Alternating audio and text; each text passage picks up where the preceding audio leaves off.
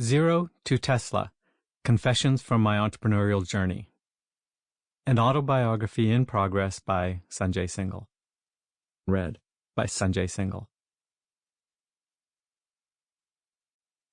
Dedication. To my parents, who taught me I could do anything, and to Ed Scott, who gave me a chance to prove it. Preface.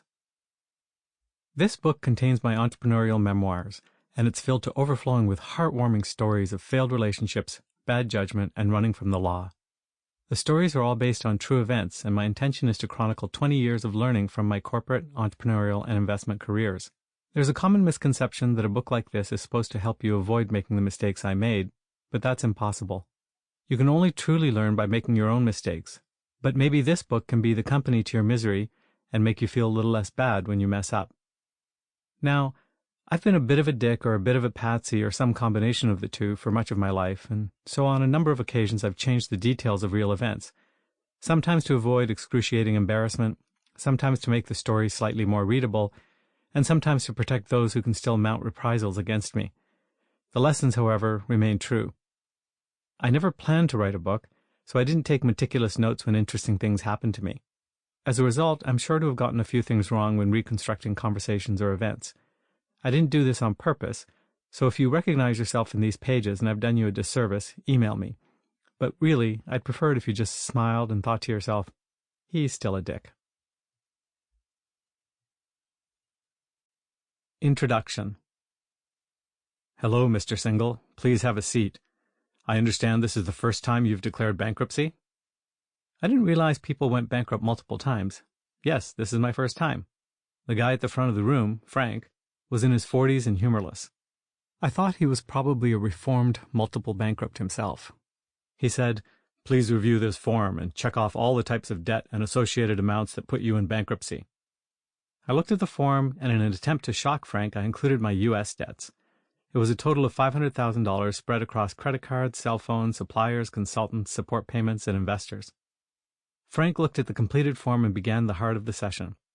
"It appears that you've had a problem controlling your purchases." Yeah, I thought. He added, "It's important to realize that making only minimum payments on credit cards substantially increases your debt load." I knew that. That's why I always paid off my credit cards in full, until I stopped paying them altogether. He then began in a pedantic tone, "Mr. Singhal, you don't seem to understand.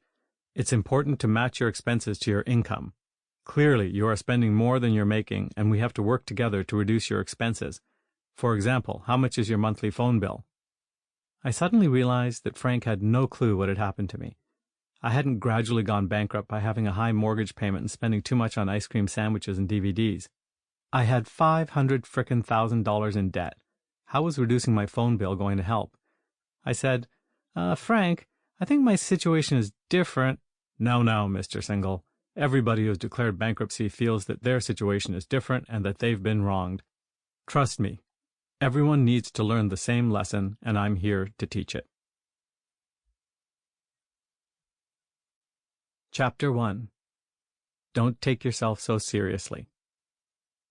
Growing up, my parents called me Happy because I was a pretty happy baby. It was a common enough practice among Indians. My family friends all had nicknames like Bubbly, Lucky, Pretty, and Baby. We'd have done great at a Disney casting call. The problem was my last name, Singhal. Put them together, and by 5th grade the kids had both a precocious comment on society and a horrible taunt. Happy single, sad married, happy single, sad married. The first time I heard it, I ran home crying, but instead of understanding, my parents laughed just as hard as the kids at school had. I think what they were trying to tell me was, don't take yourself so seriously. By high school, I was introducing myself as Sanjay. I joined debate because my homeroom teacher, Mrs. Somerville, was the coach. I wasn't particularly good, but after one event in another city, they were handing out awards for various categories, including Best Rookie. My teammate, Cal, sitting beside me, said, "You're going to get the Rookie Award for sure." I was elated at the comment. I hadn't thought it was even a possibility, and now I was the odds-on favorite. As it happened, Cal was a rookie as well, and 2 minutes later he was collecting his trophy on stage. He had somehow reverse jinxed himself, screwing me in the process. Bastard. When I told my father about the experience... Sample complete. Ready to continue?